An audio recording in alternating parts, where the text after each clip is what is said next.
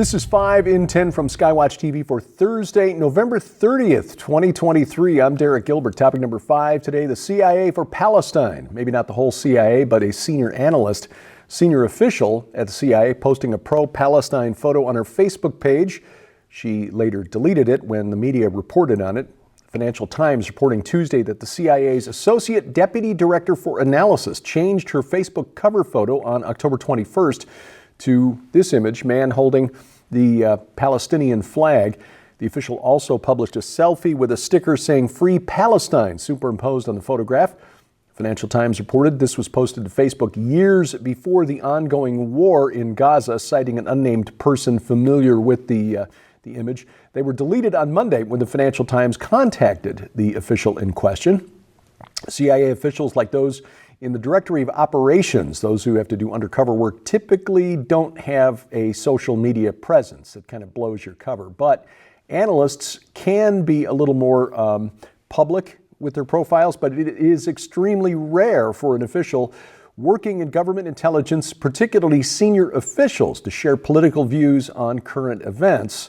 The Associate Deputy Director for Analysis of the Central Intelligence Agency studies and reviews raw intelligence coming from agents in the field, collects that information that goes into a highly classified document known as the President's Daily Brief, which the President of the United States receives on a nearly daily basis. Here's what's happening around the world from our sources on the ground.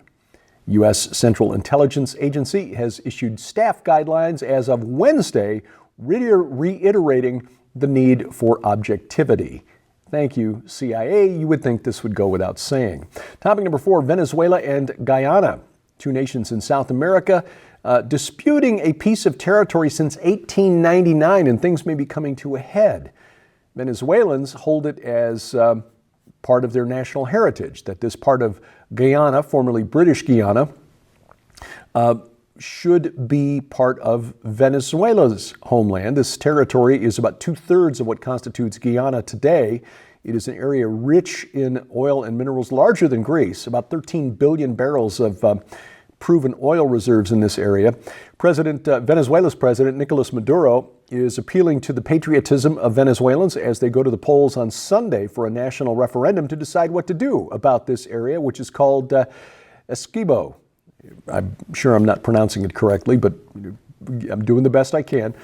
This area, again, has been a bone of contention between Venezuela and Guyana for, well, nearly 125 years. The International Court of Justice on Tuesday said it would deliver on Friday its order on Guyana's request for a ruling to prevent Venezuela from holding this referendum. Guyana applied to the International Court of Justice, which is part of the United Nations, in 2018 to have the 1899 ruling that established the border between Venezuela and Guyana confirmed as legally enforceable. Again, Essequibo is resource rich, but Venezuela already has the world's largest proven oil reserves, some 300 billion barrels of oil. Again, this region about another 13 billion. Venezuela, with that 300 billion barrels of oil, about 18% of the world's total. For comparison and contrast, the Saudis are second with about 16% of the world's total. Canada is third. The United States is in 11th place with about 44 billion barrels of oil in proven reserves. Now, at least one member of Venezuela's government is promising that they will not go to war with Guyana over this territory, regardless of the outcome of the vote. But that said, Brazil's military has reportedly been placed on a heightened state of alert over the possibility that conflict may erupt after Sunday. And perhaps not coincidentally, it's being reported that leadership from the United States Army's 1st Security Force Assistance Brigade and the Guyana Defense Forces have been meeting over the last 3 days. Topic number 3, Big Brother in Ireland. Authorities in Ireland set to be given access to private social media communications in order to spy on anti-mass migration sentiment. This follows a series of riots in Dublin, which broke out after an Algerian migrant stabbed 3 children outside a primary school. Rather energetic protests in Dublin followed that stabbing. These protests then spread to France, incidentally, where Politicians have framed the murder of a teenager named Thomas in the southeastern village of Cropole as an attack on France. The witnesses to the killing described the assailants as of Arab origin. Again, Europeans getting a little bit upset with how their countries are changing now with migrants coming from Arab nations and from North Africa.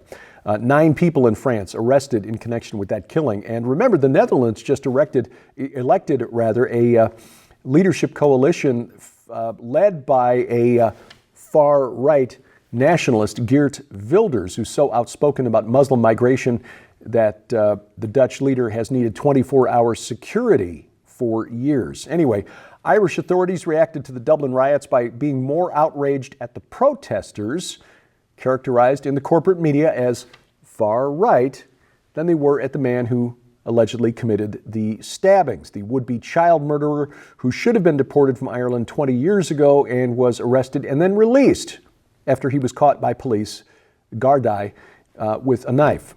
Now, Irish Times reports that Gardaí, the police, will be able to access and intercept private conversations on social media sites under this new legislation.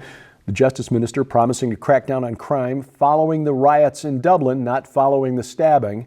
The new legislation will give authorities the power to demand cell site location data from cell phone companies to help them locate dissidents. According to critics, the new law would create de facto mass surveillance of the entire population. So, in Ireland, share a spicy meme on WhatsApp and you might find a friendly neighborhood police officer at your front door. I bring you this story here because Americans, Canadians, this is ultimately going to come here as well. Topic number 2, doxing kids. This story, one of those that just makes you shake your head and think, what has our society become? A sports writer earlier this week accused a young Kansas City Chiefs fan of racism against both black people and Native Americans. Deadspin reporter Caron Phillips, that's C-A-R-R-O-N, accused Holden Armenta, seen in the photo here, of mocking black people after seeing a picture in profile. This is from the CBS broadcast between the game between the Kansas City Chiefs and the Las Vegas Raiders, which didn't show the other half of his face. It just shows the right half of his face. His face was painted in both red and black, as you can see. This was not blackface. These are the colors of the road jerseys of the Kansas City Chiefs, red and black. If Holden was a Chicago Bears fan, it would be orange and blue. Minnesota Vikings, he'd painted his face in purple and gold. You get the idea here. Well, a bunch of readers to Mr. Phillips' social media feeds pushed back, pointing out that Phillips had maybe not seen a photo of Holden from the front. Phillips then doubled down rather than apologizing. He slammed Holden's Native American headdress and the tomahawk chop gesture, which, by the way, was joined by a number of the black players of the Kansas City Chiefs. He claimed that Holden had found a way to hate black people and Native Americans at the same time. Well, here's a photo of Mr. Phillips for context. Bear in mind, he is a Pulitzer-nominated journalist writing for Deadspin. Well, guess what? Not only was Holden Armenta not wearing blackface and not racist, he is in fact a Chumash Indian. Yes, the game was being played in Las Vegas. He and his family traveled over from California, where the Chumash Indians have lived for centuries, long before European settlers arrived on the scene. Holden's grandfather, Raul Armenta, serves on the business committee of the Santa Ynez Band of the Chumash Indians. Now, this whole story may seem like a tempest in a teapot, but look, a Pulitzer Prize-nominated journalist demanded that the National Football League publicly shame and humiliate a boy who went to a football game for his favorite team, a team that he apparently supports because he is proud of his American Indian heritage.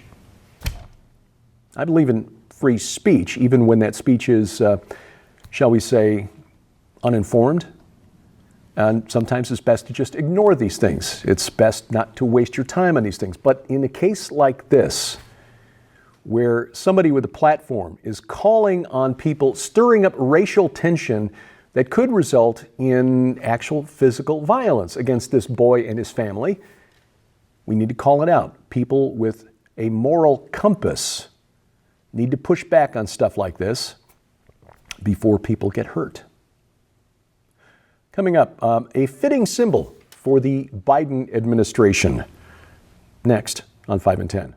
We want to make sure that you're aware of the largest giveaway of the year in the We Are Legion Grand Collection. When you order the We Are Legion Grand Collection from SkywatchTVStore.com, you'll receive We Are Legion for We Are Many, Dominions, Cosmo Craters, and Washington, D.C. Unmasking the Ancient Riddle of the Hebrew Year 5785 and the Eminent Destiny of America by best-selling author Dr. Thomas Horn.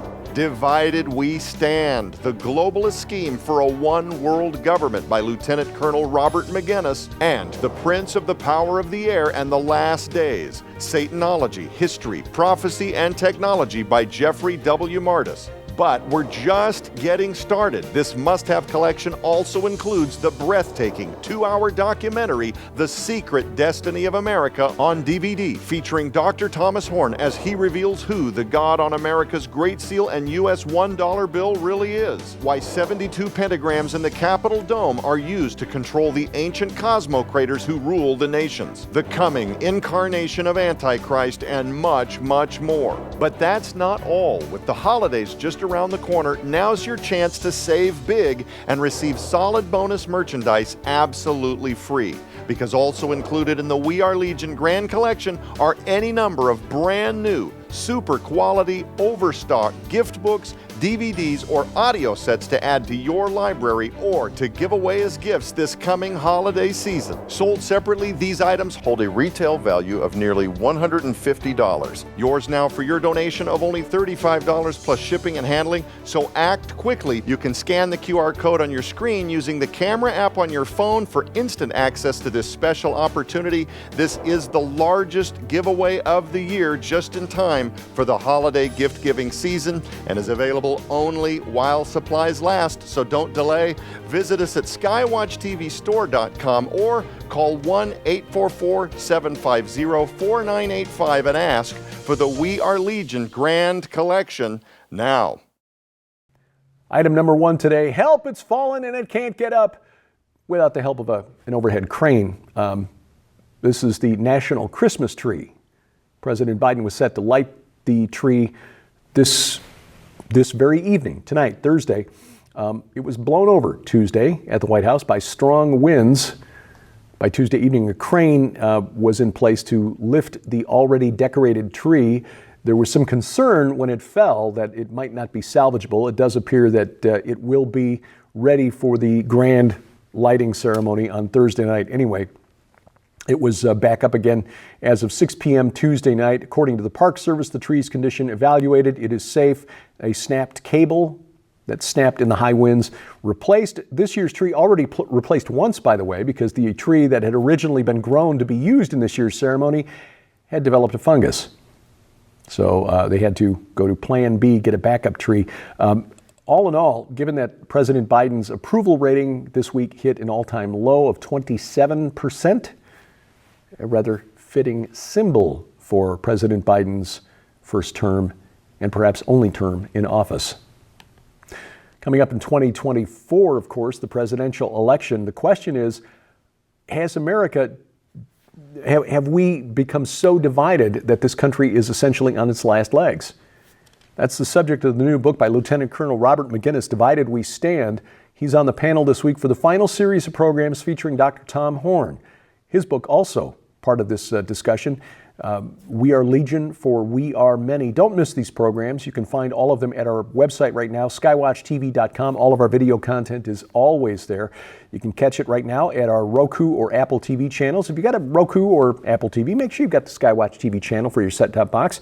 If you're watching our program over the air, our broadcast schedule is posted at skywatchtv.com/channels. You can also catch it at our YouTube channel for the main program. That's at Skywatch TV Now. And of course, Rumble has it as well, rumble.com/SkywatchTV. But better yet, get our free mobile app, because that guarantees we will never be canceled. If and when the day comes when we say something that violates community guidelines, we won't do so intentionally, but it could happen. They change the goalposts, move them fairly regularly. You'll still find us on our app. It's available for iOS, Android, and Amazon Kindle Fire phones and tablets. We have links to the app stores for the device you carry at skywatchtv.com. Thank you for watching as we keep watch. I'm Derek Gilbert, and this is 5 in 10 from Skywatch TV.